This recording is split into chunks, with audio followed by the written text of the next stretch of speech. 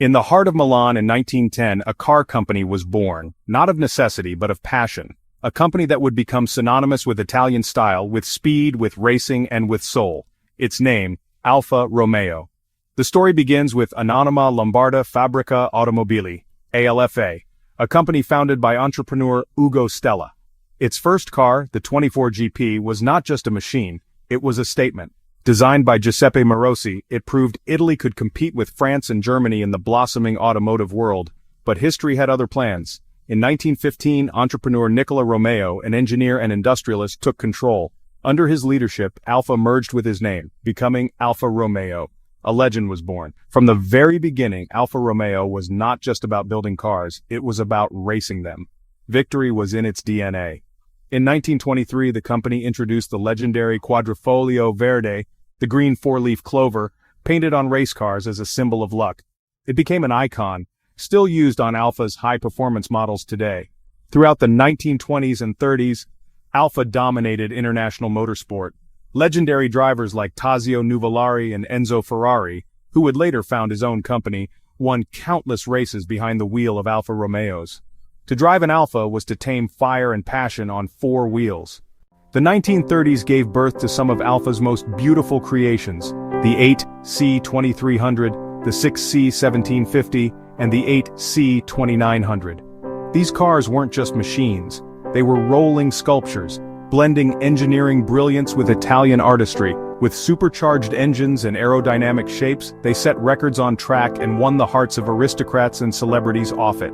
Alfa had become more than a car maker, it was a cultural icon. But as war engulfed Europe, Alfa's factories shifted to military production. Engines for airplanes, equipment for the front, bombings devastated facilities, and by 1945, Alfa Romeo lay in ruins. Yet out of the ashes, Alfa would rise again.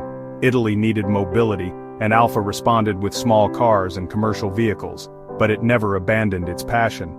Soon, the roar of Alfa engines returned to racetracks, reminding the world of its spirit. In 1950, Formula One was born, and Alfa Romeo won the very first world championship. The Alfa Romeo 158 Alfetta, piloted by Giuseppe Farina, became champion. A year later, with Juan Manuel Fangio at the wheel, Alfa won again. In those early years, Alfa Romeo defined Grand Prix racing. Its cars were fast, beautiful, and unbeatable. But costs were immense, and Alfa withdrew after 1951. Still, the legend was cemented. Alfa was a world champion. The 1960s brought a new chapter. Alfa shifted from elite race cars to sports cars for the people. Models like the Giulia, Spider Duetto, and GTA delivered racing pedigree to the streets. Affordable, stylish, and fast, they captured the imagination of a new generation, racing GTAs in touring car events. Dustin Hoffman drove an Alfa Spider in The Graduate, cementing Alfa's place in pop culture.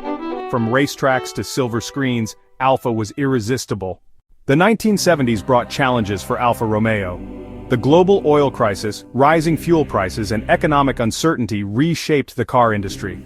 Consumers demanded efficiency, while Alfa's reputation was built on performance and passion. Models like the Alfetta and the Alfa Sud attempted to balance sportiness with practicality. The Alfa Sud, built in a new factory in southern Italy, was designed as a small, affordable car for the masses. It drove beautifully, praised for its handling, but suffered from notorious rust issues. It became a symbol of Alfa's brilliance and flaws colliding in one machine. As the 1980s dawned, Alfa Romeo struggled financially. Reliability problems, labor unrest, and stiff competition weakened its market position. Yet the company still produced striking cars, the GTV6 with its soulful V6 engine, and the 75 named after Alfa's 75th anniversary. But beauty and performance were not enough. By the mid-1980s, Alfa Romeo was deeply in debt. The Italian government, which controlled Alfa through state-owned holding companies, began seeking a buyer to save the brand.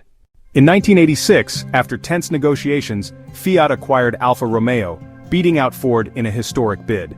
Many feared this would dilute Alfa's identity, but for Fiat, Alfa represented a jewel, an icon of Italian engineering and design too important to lose. With Fiat's resources, Alfa received stability and investment. New models like the 164, a sleek sedan designed with Pininfarina, brought fresh hope. Still, the 1990s would remain a period of transition and reinvention. Even during its struggles, Alfa never abandoned racing. In touring car championships, the 155 V6 Thai became a legend, winning the German DTM series in 1993 against BMW and Mercedes. Its high-revving engine and aggressive aerodynamics showed that Alfa's heart still beat strongest on the track. Motorsport remained Alfa's soul. Victories on circuits kept the brand alive in the hearts of enthusiasts, even as its road cars struggled to match reliability standards of German rivals. In the 1990s, Alfa sought to rediscover itself. The 156 sedan, launched in 1997, was a breakthrough. With flowing curves, sharp handling, and an unmistakable grille, it won the prestigious European Car of the Year award. It proved Alfa could still build cars that stirred the soul, while meeting modern expectations. Yet financial challenges lingered. Sales rose and fell with each model, and questions about Alfa's future persisted. Would this icon survive or fade into history like so many other legendary names? Through all its struggles, one truth remained. Alfa Romeo was never just a car company, it was a brand of emotion. Its cars may not have always been the most reliable, but they were often the most loved. Owners spoke of their Alfas with passion, describing not just machines but companions with soul. This emotional connection carried Alfa through the darkest years. For many, driving an Alfa was not about logic, it was about love. As the new millennium began, Alfa Romeo faced the challenge of survival once again. Under Fiat's control, the brand introduced models like the 147 and 159. Cars praised for their design but struggling against German competition.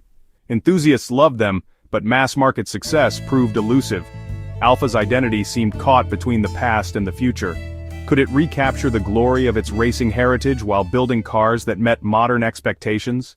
In 2013, Alfa answered with the 4C, a lightweight, mid-engine sports car designed to embody everything Alfa stood for: beauty, speed, and passion. With a carbon fiber chassis and razor-sharp handling, the 4C wasn't about practicality, it was about emotion. It reminded the world that Alfa could still build pure driver's cars. Though it sold in limited numbers, the 4C was proof of Alfa's undying spirit. In 2016, Alfa unveiled the Giulia Quadrifoglio, a high-performance sedan designed to take on BMW's M3 and Mercedes AMG. Powered by a Ferrari-derived V6 engine producing over 500 horsepower, it was a statement. Alfa was back. The Giulia stunned journalists, setting lap records at the Nürburgring and proving that Alfa's engineering brilliance was alive and well. It wasn't just a car, it was a rebirth. Understanding the modern market, Alfa launched its first SUV, the Stelvio. Named after Italy's iconic mountain pass, the Stelvio combined Alfa's racing DNA with everyday practicality. It carried the brand into a new segment while staying true to its sporty soul. In 2018, Alfa Romeo returned to the world stage of Formula One, this time as Alfa Romeo Racing in partnership with Sauber. The sight of Alfa's name on the grid again reignited memories of its glorious past.